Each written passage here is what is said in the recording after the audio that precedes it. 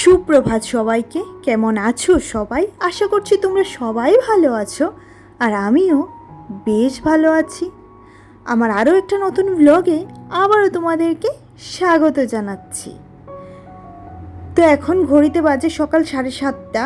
ঘুম থেকে উঠতে আজকে একটু লেট হয়ে গেল, কারণ মেয়েকে স্কুলে পাঠাতে পারিনি, যেহেতু গতকালকে দেখেছিল ওকে ডক্টরের কাছে নিয়ে যেতে হয়েছে। তো দুদিন অবজারভেশনে রাখবো, দুদিন স্কুলে পাঠাবো না ভাবছি, কারণ ওর শরীরটা খুব বেশি একটা ভালো নয়। স্কুলে গেলে আবার যখন খেলাধুলা করবে, একটু গরমের মধ্যে ঘামবে, তখন হয়তো বা এটা ঘামটা শরীরে শুকিয়ে ঠান্ডাটা আর একটু লাগতে পারে। তার জন্য ওকে আজকে আর স্কুলে পাঠানো হয়নি।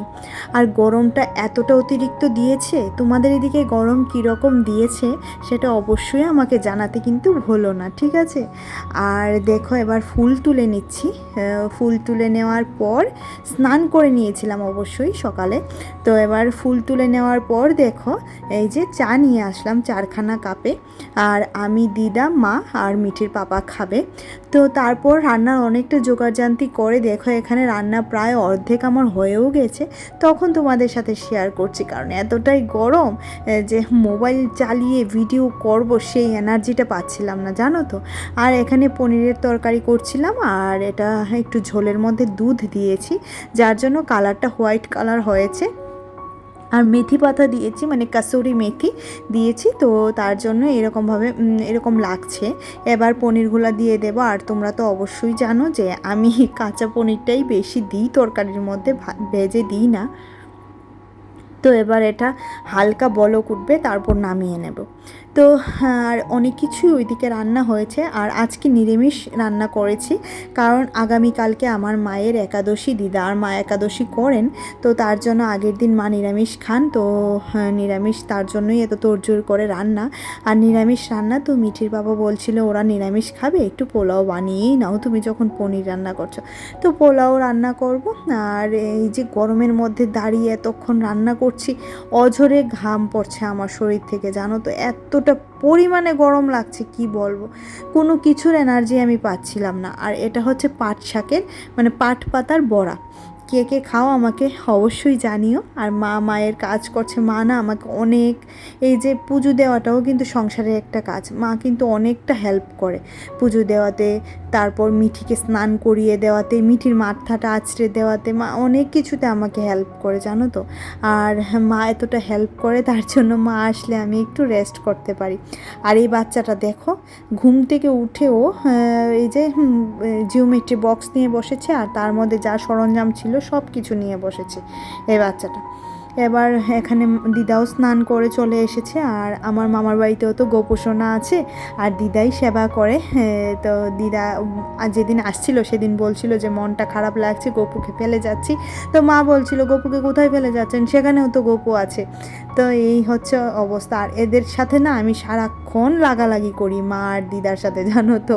এই বলে হাসাই, এই বলে ঝগড়া, মানে আমার সারাক্ষণ এদের সাথে খুনসুটি করে কেটে যায়। আসলে একা ঘরের মানুষ তো, যখন কাউকে দেখি তার উপর যদি নিজের মানুষ হয়, তখন দেখবে মনটাই ভালো লাগে, অন্যরকম হয়ে যায়, তাই না? মাকে ছাড়তে তো মনই চায় না, কিন্তু মারও তো মানে যেতে হবে।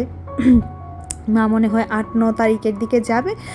বলেছি ওইখানে কাজ সেরে তুমি চলে আসবে, যখন ওর আবার রেজাল্ট হবে তখন তুমি আবার যেও, কারণ এখন তো তোমার ওখানে কোনো কাজ নেই।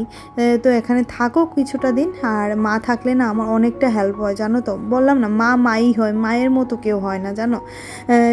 যতই ভালো শ্বশুরবাড়ি হোক, যতই ভালো সব কিছু হোক, তারপরেও মা যতটুকু বুঝে কেউ বুঝবে না। যেরকম রাত্র করে যখন আমি বাসন মাজতে বসি, তখন কিন্তু মা আমার সাথে এসে দাঁড়ায়, মিঠির পাপাও কিন্তু দাঁড়ায় না। তো এই হচ্ছে অবস্থা। আর গরম এতটা লাগছিল, ফ্যানটা চালিয়ে দিয়ে এদিকে কাজ করছিলাম। তো যথারীতি আমার গ্যাসটা মোছা হয়ে গেছে, প্রতিদিনের কাজ, নিত্যদিনের কাজ, সেটা তো তোমরা অবশ্যই জানো। আর বাসন মেজে নিয়েছি রান্না করতে করতে, যতটুকু বাসন মাজা যায় সবগুলাই মেজে নিয়েছি। আর এই যে দাঁড়িয়ে দাঁড়িয়ে রান্নার পরে আবার বাসন মাজবো এতটুকু এনার্জি নেই। গরম যা লাগার একবারে লেগে যাক, এখন আবার স্নান করব জানো তো। এই করে করে আজকে আমার পায়ে প্রচণ্ড ব্যথা করছিল, কারণ গতকালকেও আমি 3বার করেছি, আজকেও এই নিয়ে এখন হয়ে যাবে 2বার। ভাবছি বিকেলে আর আজকে করব না, কারণ পায়ে প্রচণ্ড ব্যথা করছিল। গরমের মধ্যে ঠান্ডাটা একটু বেশি লেগে যায় না, আর মা তো বলছিল এরকম করিস না, বারবার স্নান করিস না, দেখবি গা হাত পা ব্যথা করবে। ঠিকই গো, গা হাত পা ব্যথাটা আবার শুরু হয়েছে। তো চলো আমি এখন ঘরটা মুছে নিচ্ছি, তারপর আবার স্নান করব। বললামই তো সকালে একবার হয়েছে, এখন আবার করব। স্নান করে এসে লাঞ্চ মেনুগুলো তোমাদের সাথে শেয়ার করছি।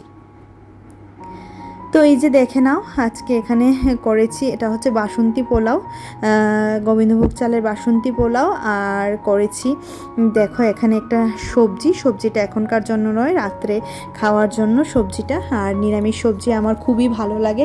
তোমরা তো যারা রেগুলার ব্লগ দেখো তারা জানোই, একমাত্র মিঠির পাপার জন্য খেতে পারি না, কারণ সে ভালোবাসে না। আর এখানে পনির তরকারি, সাথে আছে এখানে পাট পাতার বড়া, আর করেছিলাম বুটের ডাল, মানে যেটাকে তোমরা বলো ছোলার ডাল। তো দেখো এখানে এই মেনুগুলাই আছে, এগুলা দিয়ে আমাদের দুপুরটা হয়ে যাবে, রাত্রটাও অবশ্যই চলে যাবে। একটা সেদ্ধ দিলেই হয়ে যায়, কারণ তরকারি খুব একটা বেশি আমাদের ঘরে লাগে না, বললামই তো শুধু আমারই লাগে। আর এই যে মিঠির এখানে নাটক শুরু হয়েছে, মা এদিকে ওর চুলগুলা তো আঁচড়াতে চায় না, তো ওর চুলগুলা একটু হাত দিয়ে করে দিচ্ছে আর কি। আর এখানে বোন দেখো খেতে বসে কতগুলো জল নিজের উপরে ফেলেছে, আর এটা হচ্ছে ফ্রিজের জল, দেখো নাকে মুখে উঠেছে। এবার আমার মেয়ে এই যে ওর পিঠ ঘষে দিচ্ছে।